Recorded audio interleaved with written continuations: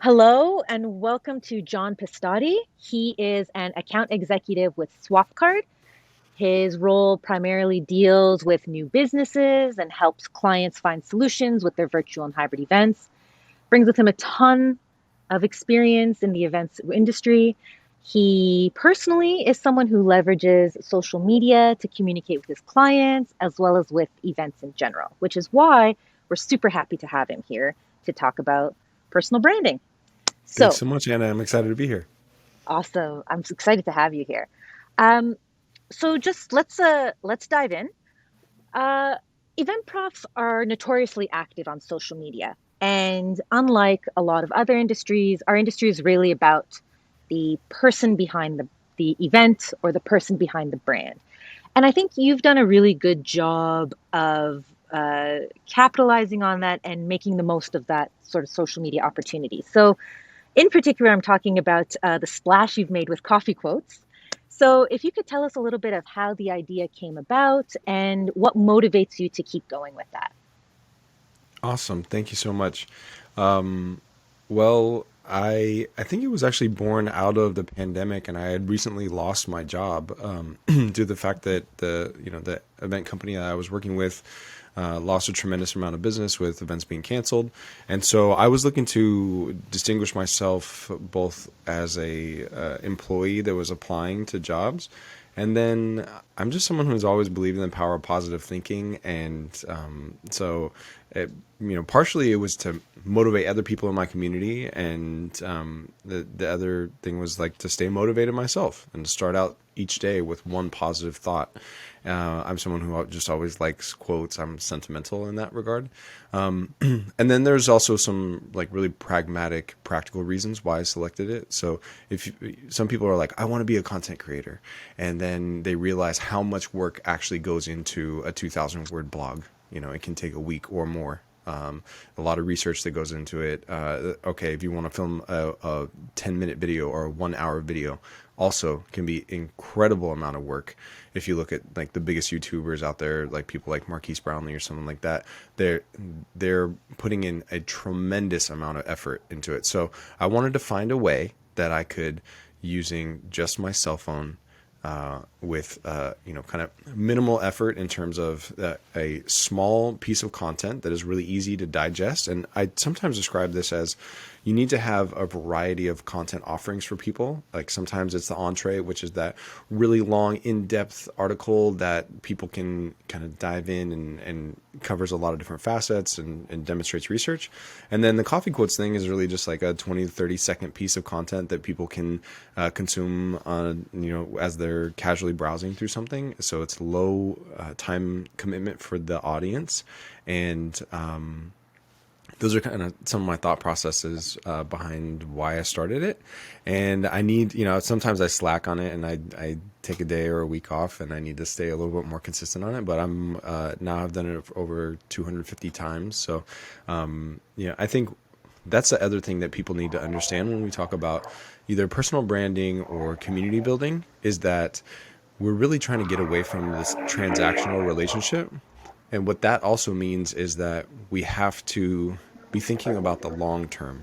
So when I first started this, I created episode 001, and I was setting this intention that I was going to do more than 100 episodes, and I was going to do maybe over 1,000. And so even if I did one a day, that's like over 3 years or a 5 year process. And I think that the more that people can think about that in terms of, okay, I want to start my LinkedIn profile and grow followers to over 10,000 or over 30,000 or over 100,000, or I want to start a Twitter account. A lot of times people are like, they get stuck in this rut of thinking that they're going to go viral with the first piece of content. But if you really stop thinking about that and you think about every time you have an interaction with someone, or every comment that you do, every post that you share of someone is really part of this long-term relationship that you're building with your audience, with the friends and people that you're interacting with, then all of a sudden it really becomes a lot less about these vanity metrics of how many likes and shares and comments that you get on an individual post. And sometimes you'll post something that's really stupid and is not very well thought out, and it'll blow up. And then Yeah. sometimes I'll post something about Slack's recent acquisition by Salesforce. Will they continue to support HubSpot integration in Slack? And then it's like crickets, you know. So I Yeah. think it's also interesting just to experiment with a lot of different types of content, and that's what Coffee Quotes and some of the articles that I've written have allowed me to do. Awesome. I'm gonna move because the sun is now in my face, so Of pause course, here. no problem. Yeah, Yep, cut. that was good. I actually, I wanna, is that better? No. How is that? Is that better or is the other side better? Yeah, you look fabulous. I love it. Oh, thank you. I make Canada seem warmer than it is. That's the goal. Well, Okay. and just to also hop in on, or actually, we'll just cut.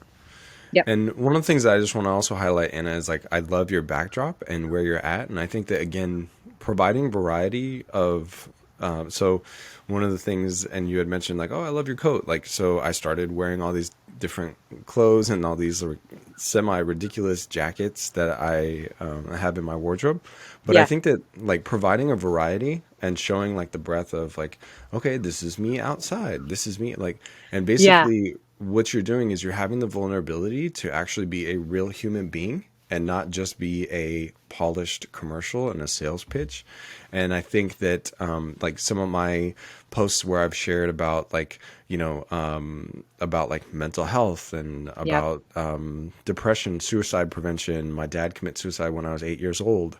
Like those things, when Sorry you to can hear that. actually be like really yourself and bring Hmm. 100% of yourself to work, I think Yes. that like that actually really resonates with people. So, I love the fact that you are embracing the remote work, digital nomad, working from outdoors. And whereas at a certain point, I think, especially over the past 10, 20, 30, 40 years, working remote has always kind of had this stigma that's like, oh, it's not really, it's, Work. not really legitimate. Yeah, it's not really work. You're Yeah. enjoying Yeah. yourself. Oh my God. Like you took a walk during your lunch break, and that actually, that we should be celebrating these kind of things. And I think that there's this concept called remote work guilt, which is that like, because we want Interesting. to justify our value to the company, that we end up like working with no lunch break and like starting early and ending ridiculously late. And I think that and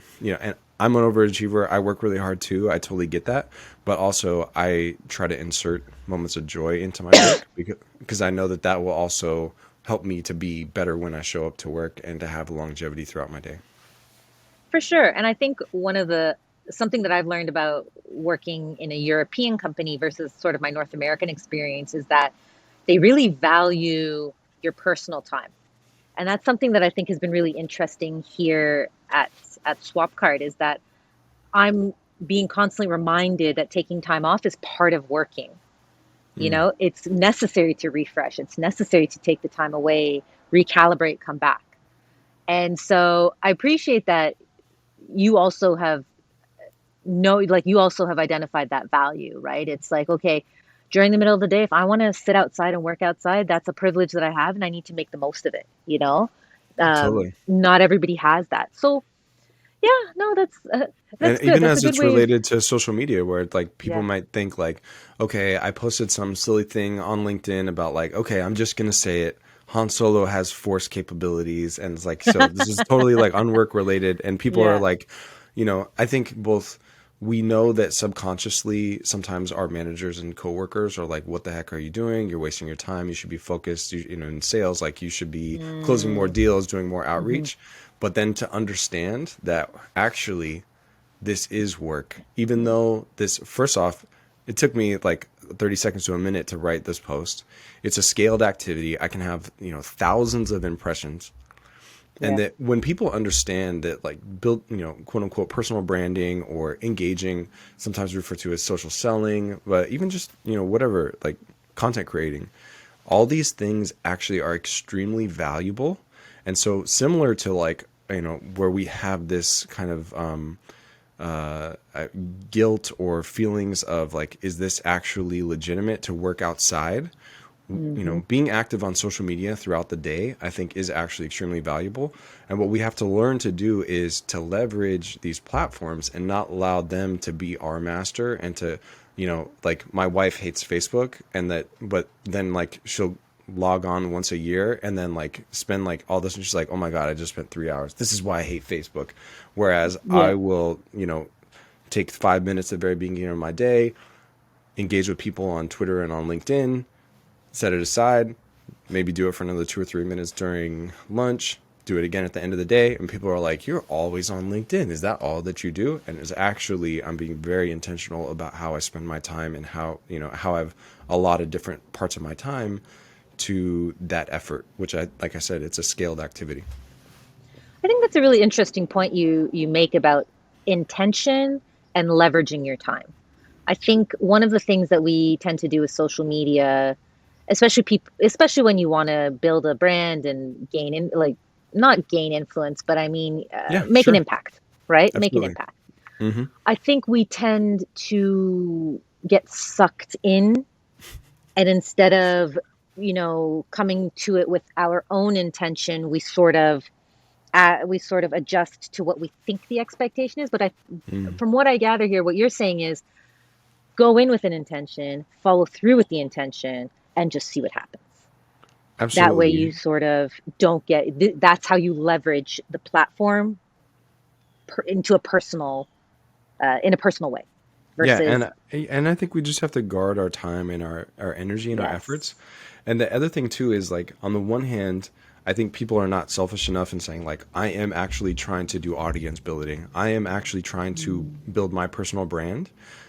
Because also there's a lot of really cringy things that are going on online and yeah, like gurus and things on LinkedIn that just feel like awkward and that are I don't necessarily agree with or celebrate and kind of get absolutely. scapegoated. Like I think a lot of people hate LinkedIn and direct messages of people trying to sell them. There's these things kind of caricature the platform, Hmm. and then at the same time, people are not altruistic enough on these platforms, meaning that they think that they're going to show up, post something, and people are going to be like, "Oh my gosh, that's it. That's the tweet. This is Yeah, mind blowing. This is the most enlightening thing since like Socrates." And that actually, I think that the more that we can celebrate other people and hmm, share other people's content. And I think sometimes people are like, "Why are you sharing our competitors' content, or why are you sharing news about someone else?" And why are you highlighting other people's efforts? And part of it is that I'm a member of the community. I'm genuinely supportive of people who are in the same industry, companies that are doing the same things and are offering the same solutions as I am. I want to see them succeed. And then beyond that, also, it gives me an opportunity to take that piece of news and content and curate it. And that's another thing I think people miss out on a huge opportunity is like everybody can be their own New York Times, their own news aggregate where people go to my profile and my feeds to find out what's happening, to find out that the United States just opened back up for international travel. And so people are going to be traveling to IMEX. Like I'm breaking this news as it's happening. And right. so again, I don't have to write a long piece of content or whatever. I'm just able to share it. Sometimes I'll grab a quote from the article or from the post or the podcast that was meaningful to me and I found insightful, and I'll highlight that. But I think curation is another piece of quote unquote personal branding or social media influencing that it's really easy to do if you're already reading these things and you're already educating yourself. I think a lot of times people take for granted that they are actually a subject matter expert and that they are able to just share things that they're already being exposed to or they're already kind of take for granted. So yeah. That actually segues into my next question, so we can come back here. But I actually thought that was super interesting, this curating and not needing to be feeling as if you're doing too much. Do enough where it's something of interest to you, and then if it appeals to others, it appeals to others. And if it doesn't, it doesn't. And you're not heartbroken over it, but you find that people are still drawn to it because as a member of the community, that's what interests you. So clearly Yes. it's going to interest other people. And I feel like that's a really nice reminder to have is, don't overcompensate. I think authenticity is something that's what I'm gathering here is authenticity is something that you probably uh, not preach, but it's something that you believe in and Yeah, I is preach one it. of the Absolutely. yeah.